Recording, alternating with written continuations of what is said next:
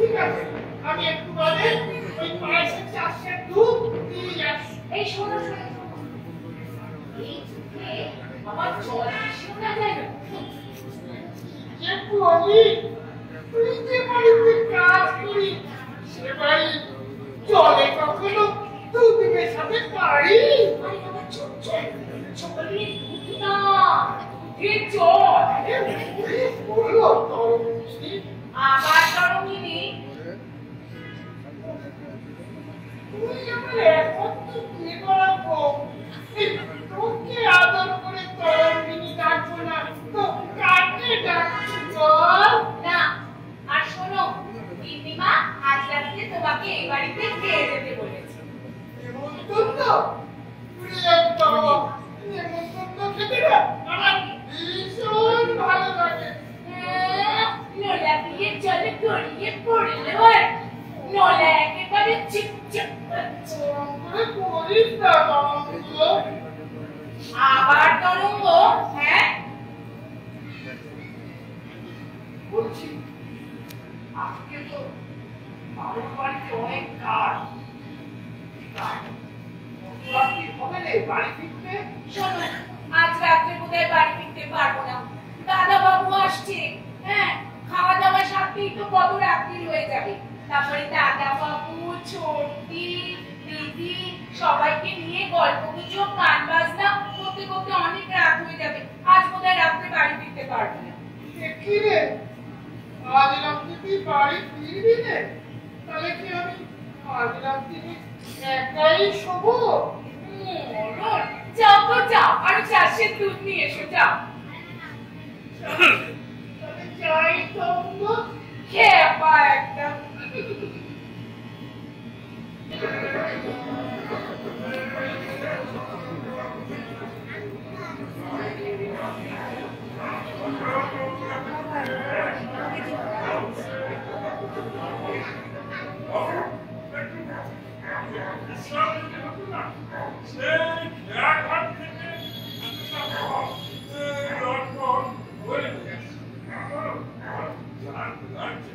করে বেটা নবাবের নামে একটু আপনি হাঁটে গেছে, ঠিক আছে এখানে একটু জিরিয়ে নে।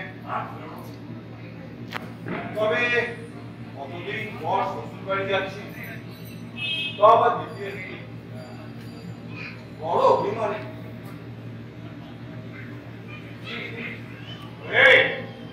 এগুলো কিন্তু রওনা দিতে হবে। আচ্ছা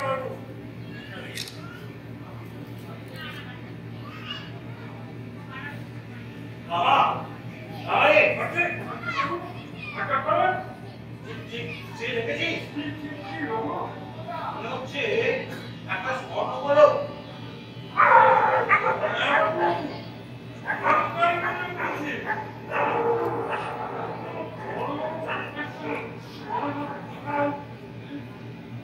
মনে হয় কেউ ভুল করে এখানে ফেলে রেখে দেয়।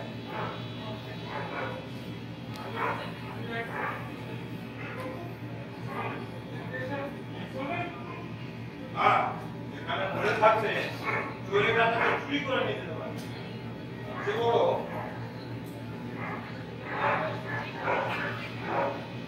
কেবল আমার কাছেই রেখে দিই, ওদিকেও খোঁজ খবর করে আর উপযুক্ত প্রমাণ দিলে ততটা তাড়াতাড়ি ব্যস্ত করা যাবে। আর ওদিকেও খোঁজ না করে তাহলে স্বর্ণপ্রাপ্তি মূল্য নেই। আপনি ঠিক করেছেন বাবু, আপনার এই কাজের স্ত্রীরা খুব নাহলে এই স্বর্ণপ্রাপ্তিটা যাত্রার কপালে ছিল না।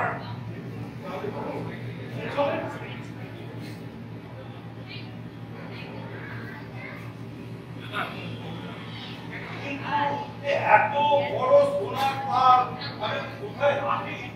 কাজ করে বাবু, প্রতিবার নামালে আমি না বাক্সের মধ্যে ঢুকায় না। এটা ঠিক করেছি, ঠিক আছে এটা তো ওই বাক্সের মধ্যে রেখে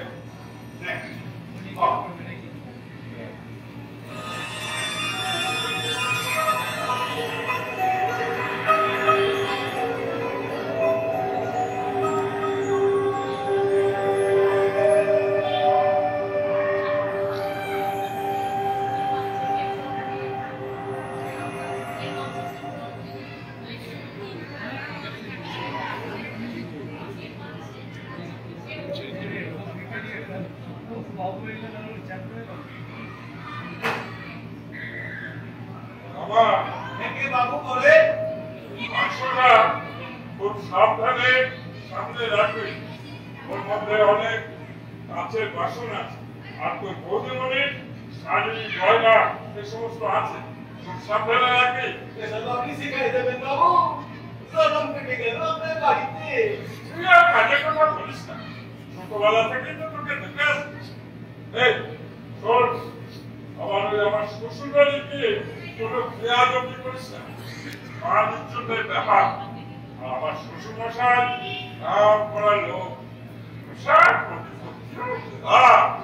দেখে আপনার কত মন বেশি বলে। আমি কি কখনো বেয়াদবি করতে পারি? আপনি আমার মনি, আপনার শ্বশুর। আপনি দেখবেন, আমি একটু দেখেন তো কি করে বসে থাকবো। চল পাঁচে গিয়ে চল, অনেক দেরি হয়ে গেল। মাংসটা সাবধানে রাখবি।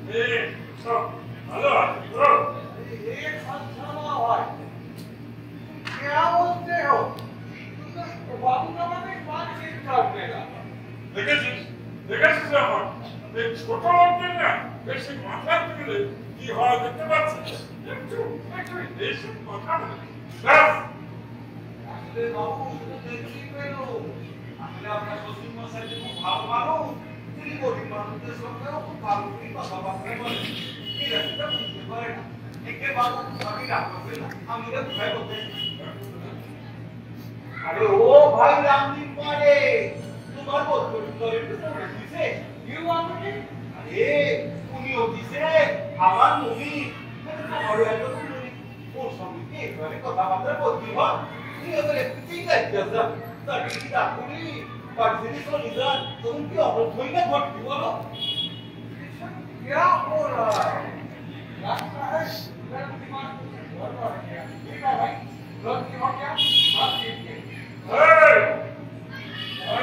डॉक्टर को बस जाना है কি বলছিস ওখানে একটা কি কুচকুচ হচ্ছে হ্যাঁ যা আমার জন্য ওই ভালো করে ওই আগর পাচ্ছি তখন সেটা আমি কত করে এখানে একটু বসে যা ले उस सब भाई सामान को लेके आओ বাবু অনেকটা পথ থেকে ওরকম রাখতে একটু বসবি করে ভালো কত বাবু বসবি না বস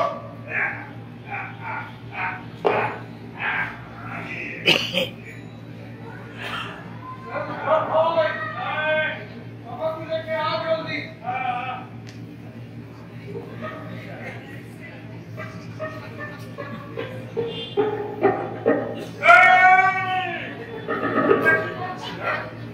মনির থাকলে ওই চাকরের হাতে হুকো দাঁড়াচ্ছি ও কি আমার সাথে বসে কখনো ঝুঁক করে করতে পারে ভাই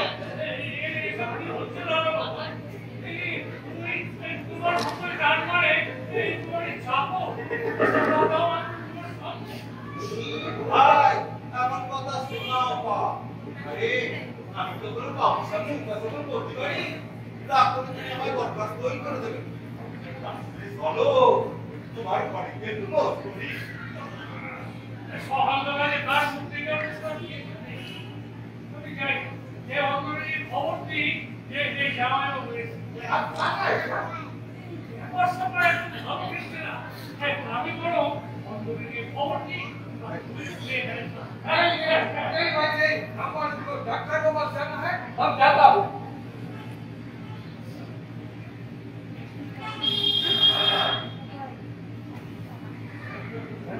আমার এই তো বাবু বলেন অনেকদিন পর শ্বশুর বাড়ি কিন্তু এদের দেখার তো সুবিধা মনে হচ্ছে না কোথায় জামাই আদর করে ভেতরে নিয়ে গিয়ে দোয়াজ করবে তা নয় কি আর করবেন বলেন বাবু দিনকাল হুহু করে পাল্টে যাচ্ছে এখন মানুষ সব দেওয়াটা আস্তে আস্তে বন্ধ হয়ে যাচ্ছে আবার বলেন না আপনার সাথে আমাকে আমি তো লজ্জায় আপনারা হয়ে গেছি আজকাল একটা জামাই আদর করতে সব ভুলে গেছে তবে তোকে আমি বলে রাখছি যেমন দেখলে সোজা উঠতে হবে ওটার সঙ্গে দেখা হবে না বাবু সিয়াসত করবো আপনারা চিনতে পারেনি কথা বোঝাই আগে দেখবেন সব ঠিক হয়ে যাবে না বলছি হ্যাঁ বাবু ঠিক আছে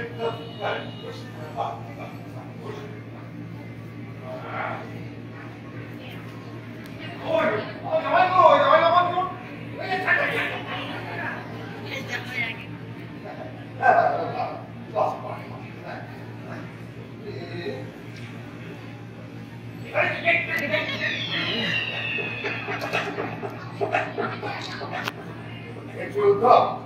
জামাই বাবা ছেলে ঘরে যাচ্ছে কেমন নাম করে দেখলি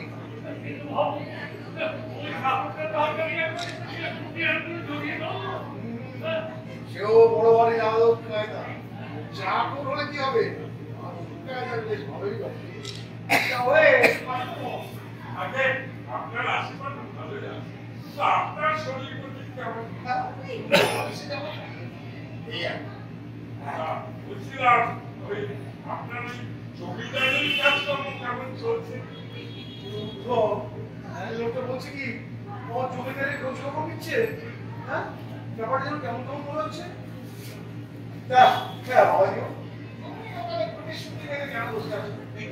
আপনারা যখন কথাবার্তা বলছেন তখন কি বাড়ির চাকরের তার মধ্যে মাথা গলানো উচিত কর্ম হবে আমি তো বাবা কিছু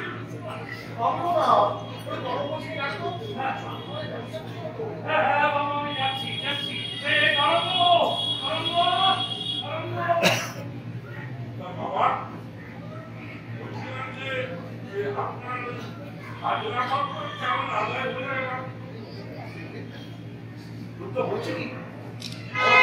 ঘোষণাপত্রের হিসেব চাইছে? ব্যাপারটা কেমন কেমন হচ্ছে। অর্থের বাবা অধিকার প্রশ্ন প্রশ্ন আমি তো দেখাচ্ছি না না না মানে এসব টাকা মানে রাখার জন্য আমি ভালো বলতে পারি। তুমি এসেছো আমার জামাটার সঙ্গে এসব পরিচয় করা যায়। যা বলেছে যে আমার বড় অনধিকার চর্চা বাবাজি এখানে চুপচাপ বসে আছে না, এখানে ট্রাকিং করার মতো নয়। বন্ধুরা ভোট বুঝি আছে, তারা সবাই জামা কাপড় তৈরি হচ্ছে। কি বলে বাবু থাকতে আপনি করে যেতে পারি? কি বলে রে বাবা, আমার তো মনে হয় কিছুই প্রবেশ করছে না, নাকি আমার জামাই মরে গেল?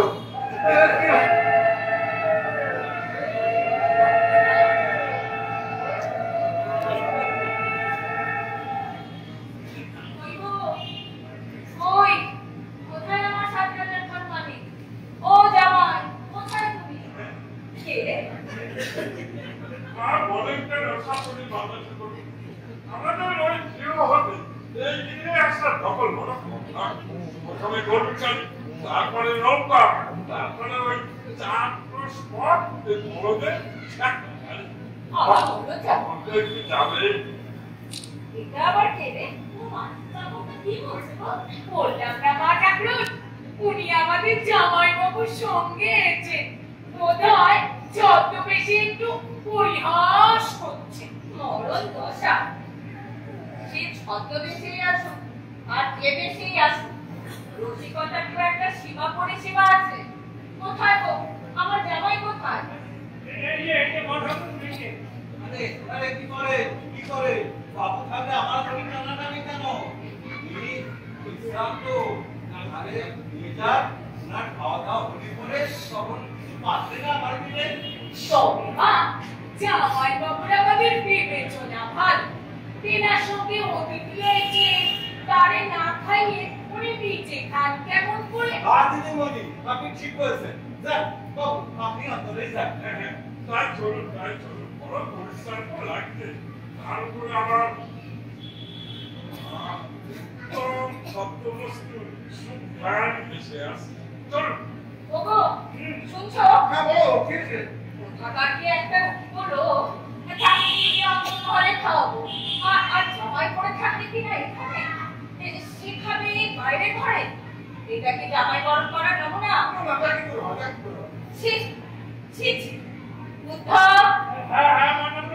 জামাইকে নিয়ে আয়, চল তোরা। আপনার হুকুম হচ্ছে আপনার বন্ধনে নিয়ে যেতে হবে। আরে আপনি চলুন চলে আসছেন। আপনার কি আরম্ভ করলেন বলুন তো?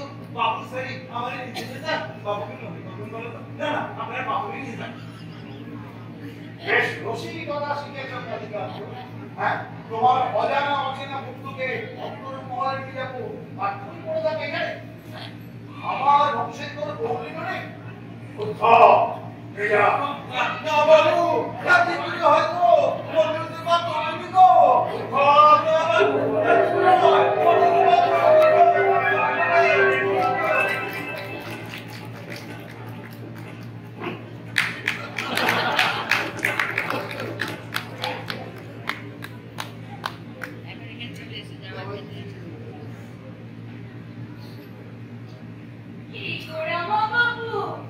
কেমন আছো? এও সে কি গো, তুমি দেখছি আমার চিনতেই পারছো না। কতদিন তোমার বাবুর বাড়িতে যাতায়াত করেছি, আমার দিকে তোমার আর্নয়নের খোঁচা খেয়েছি, তাও বুঝি স্মরণে আসে না। রসিকতা করার জায়গা পাবে না। আমি আমার চাকর ওই তোমার দিকে আঙ্গলের টাকাটা আমার একবার বাড়িতে যাওয়ার সময় বলি ওই দাঁড়ান নেই না তোকে ধর করলো যা আমার ছেড়ে এখান থেকে। আর সত্যি আমার শেষ আন্দোলন হলো না। আমি করে ভাইয়ের ঘরে দাঁড়াতে আর ওই আমার চাকরকে নিয়ে যাওয়া এলো এরপরে মান সম্মান নিয়ে আমাকে স্থান ত্যাগ করতেই হবে। না না, সে কি কথা, সে কি কথা। আপনি বরং এখানে একটু বসে, কি বলে দাদা বাবু বাবু পিঠে আমার নানিতে বিয়ে চলছে। আচ্ছা আচ্ছা আপনি এখানে একটু বসেন আমি এক্ষুনি ব্যবস্থা করছি বসেন এখানে বসেন হ্যাঁ যাচ্ছি বলেন আচ্ছা আমার জন্য ভালো করে একটু তামুক সেজে নিয়ে আসো। যাও। তামুক তো হ্যাঁ আমি এক্ষুনি পাঠিয়ে দিচ্ছি।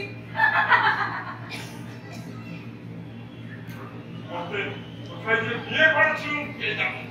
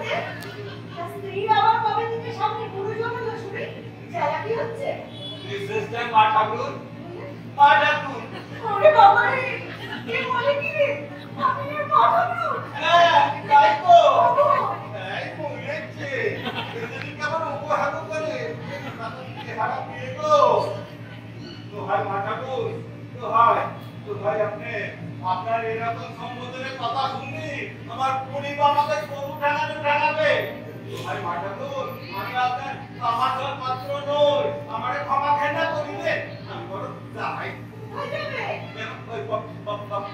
বাইরে আর আমি এদিকে বিরোধী নায়িকার মতো পৃথিবীতে দিয়ে সেবা অপেক্ষা করবো না আমি কাপড়ে পাঠাই করতেছি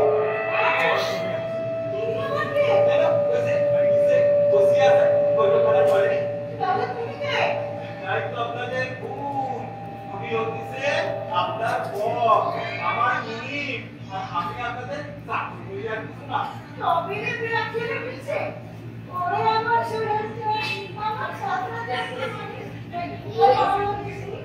ভাই মাঠাকুর আপনি আমার বিশ্বাস করুন আপনি আমার স্বভাব জানেন না আপনি তো কেউ আমার চরিত্রে কোনো পদক্ষেপ রাখতে পারেনি কিন্তু ভাই মাঠাকুর আপনি জানেন না আপনার স্বভাব জানেন না আমি সেই চরিত্রে মানুষই না আমি বড় স্ত্রী আমার কাছে মার মতো এই চরিত্রের মানুষ এটা আমার থেকে বেশি আটকে যায় দেখুন যদি কেউ আমার নামে আমার চিন্তা করে থাকে যে আপনাদের মিথ্যা বলেছে তার নরক পাস হবে মাঠাকুর আপনার কাছে দুর্ভাগ্য নয় করতেছি আমারে চাইতে দে তবে আমাকে কোনো মাথা খুঁটি মরতে হবে তুমি কথা দিতে বলবে কেন লোকগুলো আমি মরবো তোমার জন্য থেকে এরকম কেন করছো বলো তো সেই 6 মাস যাবত এই দিকে চলে যাওয়ার পরতে জাদুকিনীর মতো হাতের দেশ করে অপেক্ষা করেছি দিন রাত ঠাকুরের কাছে প্রার্থনা করেছি কবে তুমি আসবে কবে আমার সেই প্রথম রাতের সময় আর এই সমাজে অপেক্ষা করে তোমার মনে কি কোনো ধারণা নেই আমারে যাইতে দে আমারে যেতে দে আমি এরকম ভুল কখনো করব না ওরে বাবারে আপনি ওদিকে একা আসতে কেন ওরে বাবারে আমি মার কাছে যাব রে যাবে কই তবে যাবার আগে বাবা তুমি বললা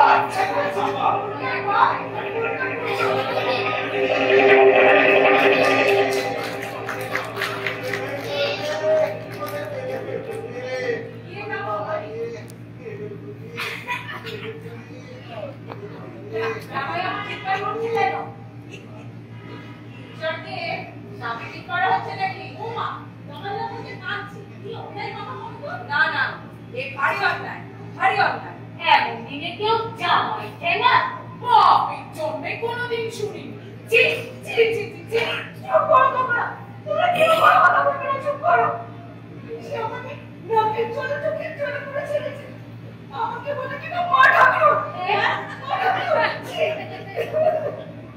কামসুন্দরী দিদি কামসুন্দরী রাস্তা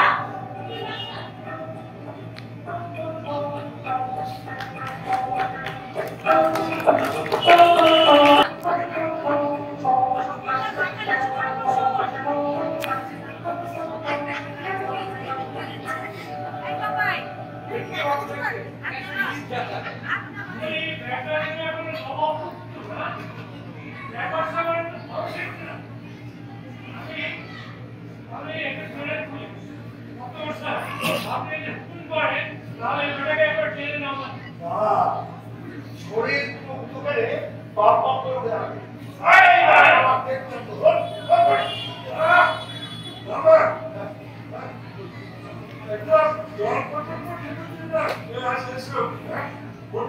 কোথায় যে বিয়ে করেছিলাম কে জানবো দাঁড়া আগে বাড়ি ফিরি তোর চাকরিটা আগে আমি খাবো দাঁড়া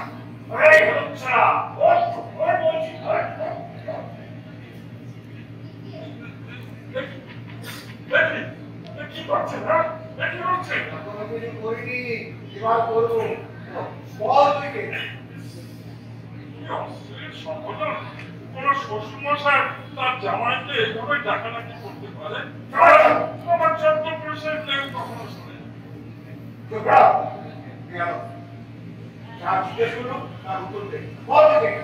আমার তুই তো পারি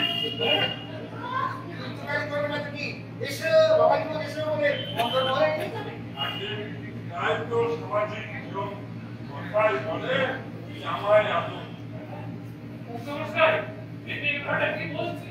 বলে যাও ভাই। তোরটার ভাবটা না জানে তোরা আমার জামাই হ্যাঁ বাবা নিজের জামাইকে নিজেই চিনতে পারছেন না রে শুদ্ধ রামদি আপনাকে মেরে মারতো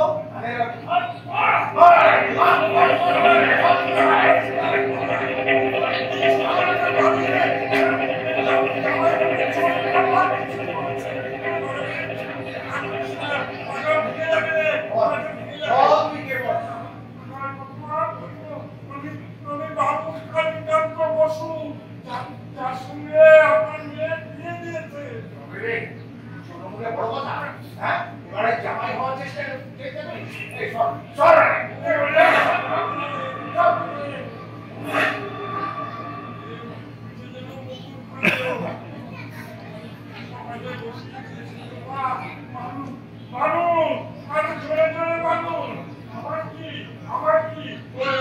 আপনাদের মেয়েকে বিধবা হতে হবে এই কচি বয়সে একাদশী করতে হবে আমার মেয়েকে একাদশী করতে হবে হ্যাঁ উদ্ধব রামদি আপনার কাছে কেন মেরে বেটা কাজ করা করবে আমার মেয়েকে একাদশী করতে হবে চোর বদমাশ মারে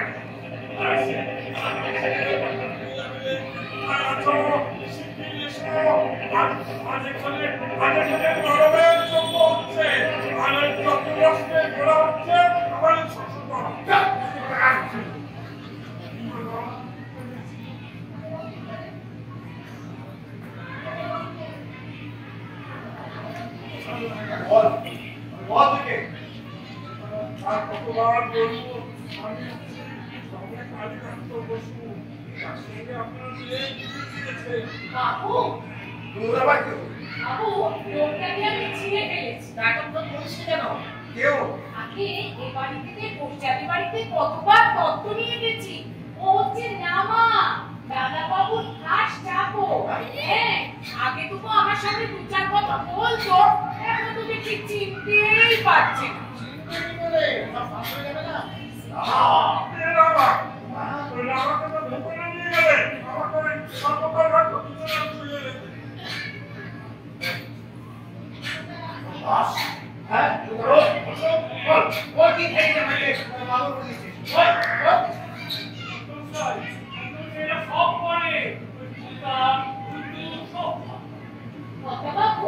আমার মনে হয় লোকটা এই বাড়িতে ঢুকেছে কিছু চুরি চামারি করাটা ঠিক বলেছিস সেটা হতে পারে এই ডাক্তার কটা করতে পারে আমার বাবা টাবা আছে কিনা কি করে বাবু আপনার এখানে মারেন কেন আরে কাকু তুমি আবার এখানে রেখে আগে বাবু আগে আমি কত বলে মারেন কেন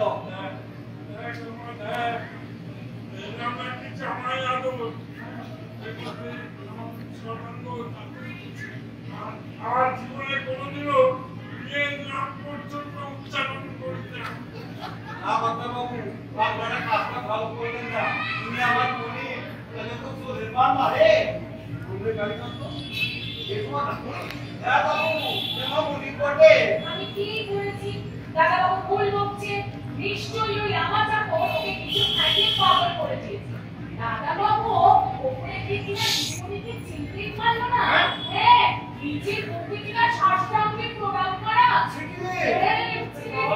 কি লজ্জার কথা তাহলে তো আমার কাছে আসি হ্যাঁ ডাকুন কংগ্রেস ডাকুন হাকিম ডাকুন এই দরকার হলে না ওই পুলিশও ডাকতে পারে আমি বাবু কালীকান্ত বসু যার সঙ্গে আপনার মেয়ে বিয়ে দিয়েছে আর এই হচ্ছে আমার খাস সাংসদ রামা বাবু আজ তো আমায় আপনাদের দরকার নেই তবে পার্টি আপনাদের মেয়ের পুলিশে কি হবে কোথাও যাওয়া যাবে না কথা বাবু ওই রামা চাকুরের বাক্সটা একটু তল্লাশি করুন আমার মনে হয় ওর মধ্যেই কিছু আছে ঠিক বলেছিস যাবো তখন বাসনা করে রাখতো কিছু আছে কিনা হ্যাঁ যাচ্ছি যাচ্ছি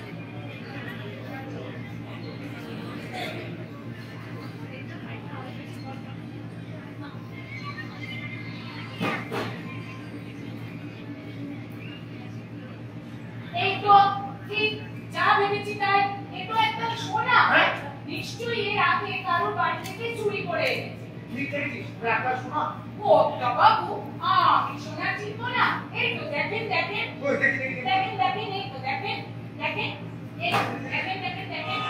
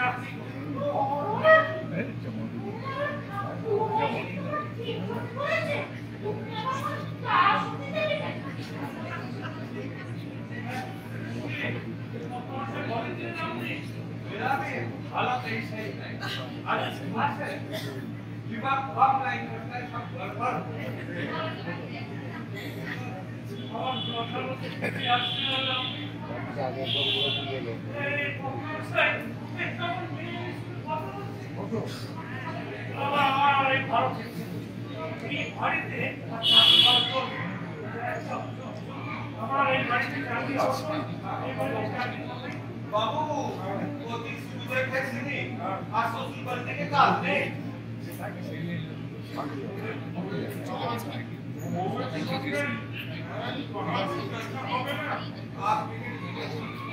আর দেখা করি কাজ নেই বাবু আপনার বউর রকম সকম আমার ভালো ঠেকছিনি তুমি আমার গলায় ধরে ইস আর অতিবাদ বলে চলেন আপনি বাপরে বাপের না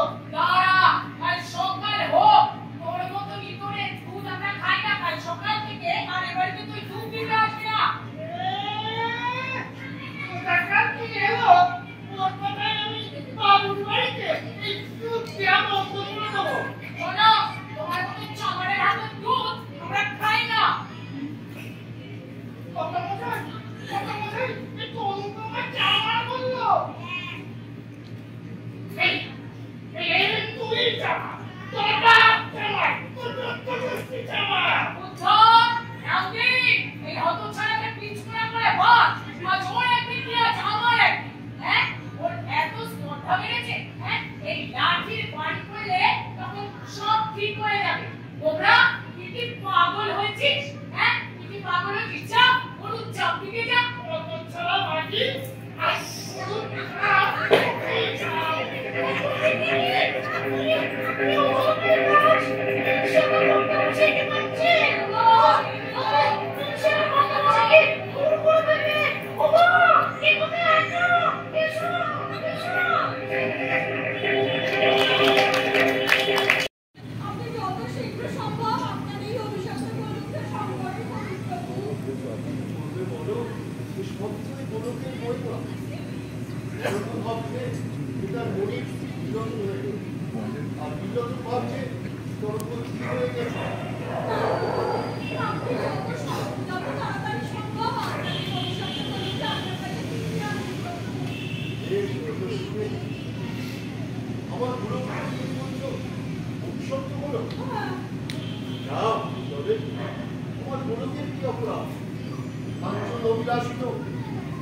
জগতের সমস্ত অনর্থের গুণ মৃত্যুই জানতে পারছে মানুষ অর্থের জন্য উত্তর নিচে নামতে পারে যেখানেই অর্থের লালসা যেখানেই অনর্থের উৎপাদ অবশ্যই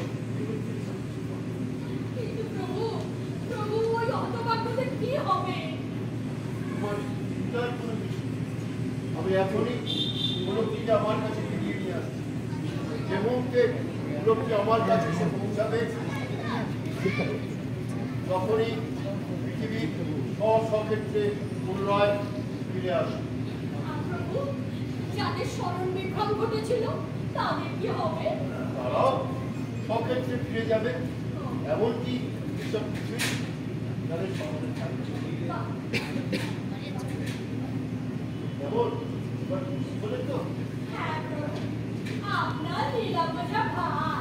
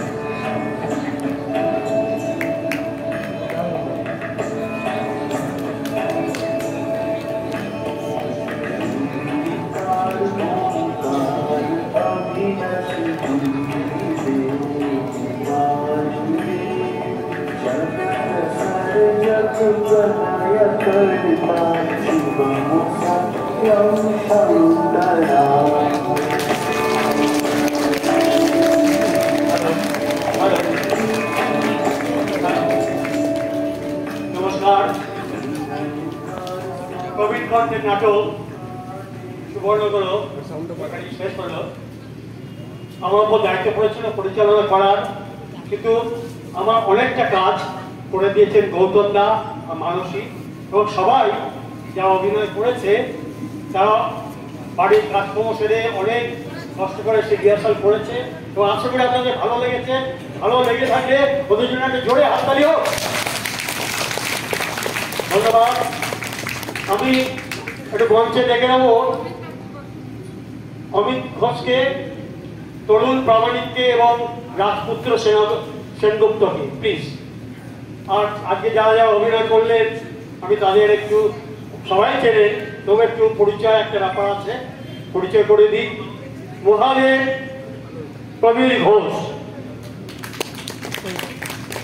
পার্বতী মানসী চক্রবর্তী কালী প্রসন্ন সনদ চ্যাটার্জি